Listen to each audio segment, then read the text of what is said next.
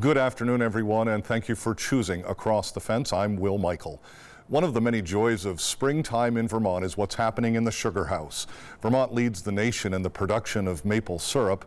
Last year, our tiny state made nearly 2 million gallons. Maple production is now growing bigger and bigger. In a little bit, we'll meet a sugar maker who still does things the old-fashioned way. But first, we're heading to UVM's Proctor Maple Research Center in Underhill Center. That's where researchers are putting the latest technology and science to the test to help sugar makers make more of the sweet stuff. We're maybe about early in the season, a quarter to a third of the way into the season. It started late. We don't know how it's going to finish up. We never really know until it's done. But we're pretty happy with where we are right now. Well, we've been working on a project trying to upgrade the Sugarhouse for a number of reasons. One was to make it as time efficient as possible so that we could do things very, very quickly, move things around easily. But the other part of it was to upgrade it to look more like a modern food processing facility, because that's really where a lot of the industry is going. There are plenty of people who make maple syrup as a hobby and use sugar houses that are quaint in some ways, and our sugar house was similar to that, but we've tried to make it more of a modern facility by having wash-down walls, cement floor, good drainage, and just very good facilities in terms of access to air, because we use air for a lot of pumps, access to various components of plumbing, and overall just to upgrade the sugar house. This is a very high-tech evaporator. There are a few of them in Canada and a few in the US. It's a LaPierre volcano system that's designed specifically to be used with their HyperBricks reverse osmosis system. So the primary difference in this evaporator is that normally an evaporator will have a very large back pan where there's a lot of evaporation taking place, and a very small front pan where the finishing takes place. In this case, because we're concentrating to such high bricks to begin with, we don't need to evaporate a lot. We're only having to evaporate 2.5 gallons of liquid to make a gallon of syrup. Most of the time, you're going to find it's going to be in the range of about 10 to 15 gallons that most maple producers using reverse osmosis would have to boil. For people who are boiling raw sap, they'd have to boil about 40 gallons of liquid off to make a gallon of sap. So this method is very, very efficient, fuel efficient. And the reason we have a much, much larger front pan is because we want to allow there to be time for good color and flavor development that is characteristic of maple. We want the process to be just as smooth as it possibly can. So this type of valve is called a modulating draw-off valve, and it opens and closes proportional to the temperature that you set it at. So if we're drawing off today at 216, it's going to start to open a little before it gets to 216, and it's going to open a little bit and then open more as it gets closer to the set point.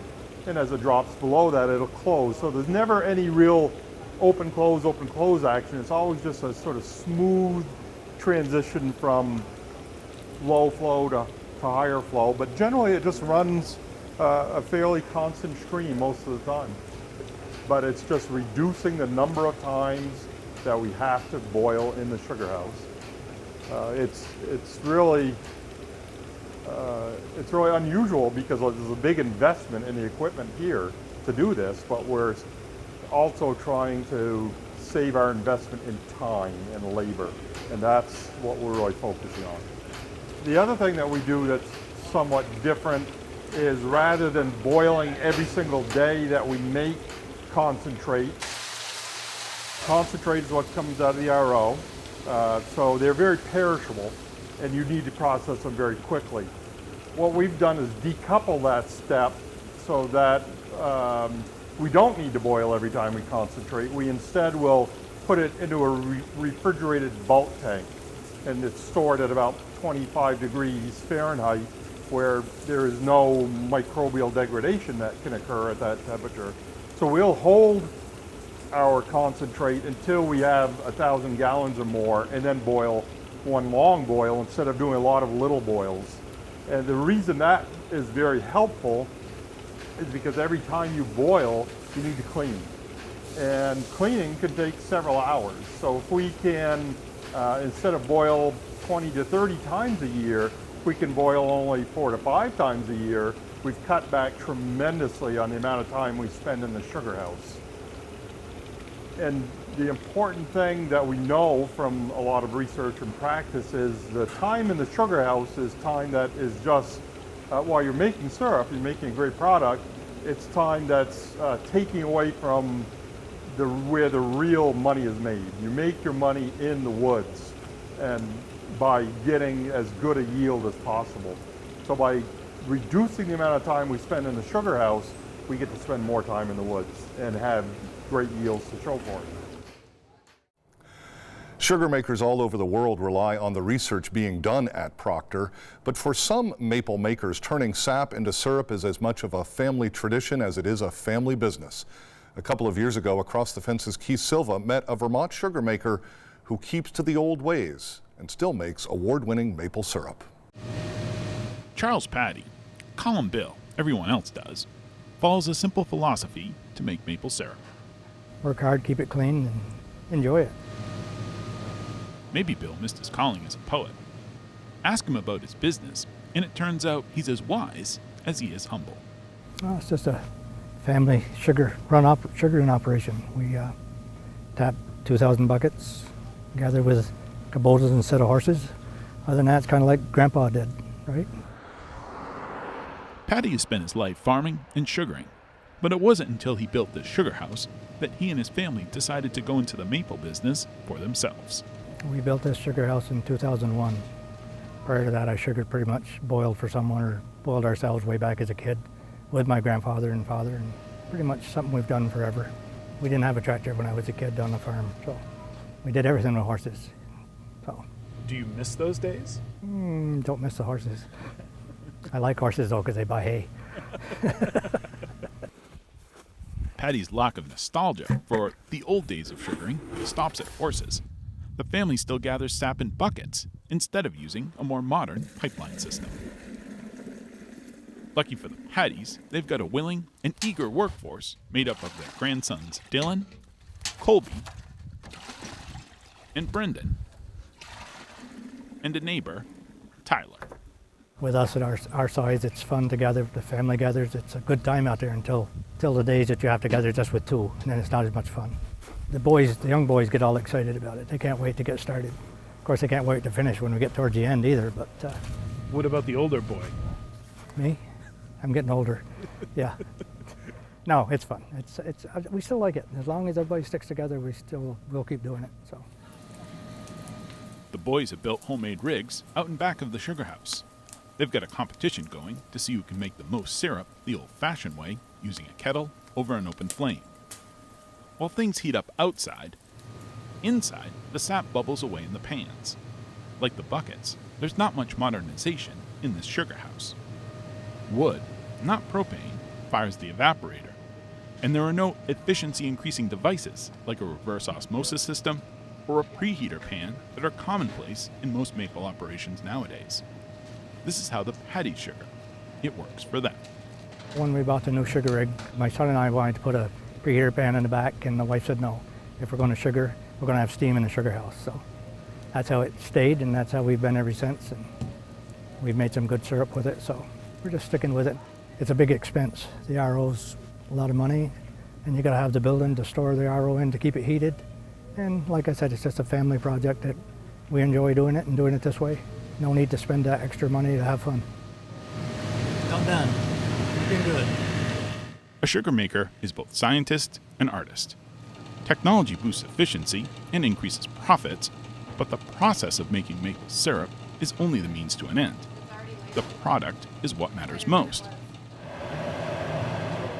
Mark Isselhar works as a maple specialist for University of Vermont Extension. The small operations, ones that might use buckets, are really important to the the image, the marketing of maple, because a lot of times the story of maple is told with this older technique of collection. It's not so much the process as it is the product that's critical. Making sure high quality product across the board is what's important. Like I said, it started out good early, February. Yeah. And then after that, Garth snowstorm, it's Atherton been quite has known slow. Bill for years. Yeah. He's a sugar maker too, and has worked as a maple equipment salesman. Right. It was Garth who emailed across the fence to tell us about his friend and the award-winning syrup he and his family produce. I've been to over 30 international and North American Maple Syrup Council meetings, and my knowledge, I've never seen one person win more than one award. The first one he won, I think, is probably a delicate, probably a light syrup, which is very delicate. It had more maple flavor than maybe you would if it went through more advanced stages of today, because the longer you boil or enhance that syrup, the more the maple flavor comes out. You know what I mean? So that's what impressed me with it. You know, it's a family operation, and I think they do a super job. It ties the family together, and they have a wonderful job doing it. And I really enjoy coming up and meeting with them every year. You know, The Pattees have placed first twice and were awarded Best in Show in 2010 by the North American Maple Syrup Council, an international organization made up of 16 states and Canada. Bill's proud of the awards he and his family have won. It probably won't come as a surprise that accolades and prizes aren't why he's a sugar maker. What do you like about this time of year? Summer's coming. No, it's a lot of fun. It's the last thing you do before, the winter's over, and it's just fun to be out there doing it, making some good syrup. We had the land, we had the maple trees, so we just wanted to do it for the kids. It's like Bill says, work hard, keep it clean, and enjoy. It's how the Pattee family makes maple and lives life. In Enosburg Falls, I'm Keith Silva with Across the Fence. Thank you, Keith, and thank you for joining us. We know you have choices, so thanks for choosing us. I'm Will Mikell, inviting you to join us back here each weekday afternoon for another visit Across the Fence.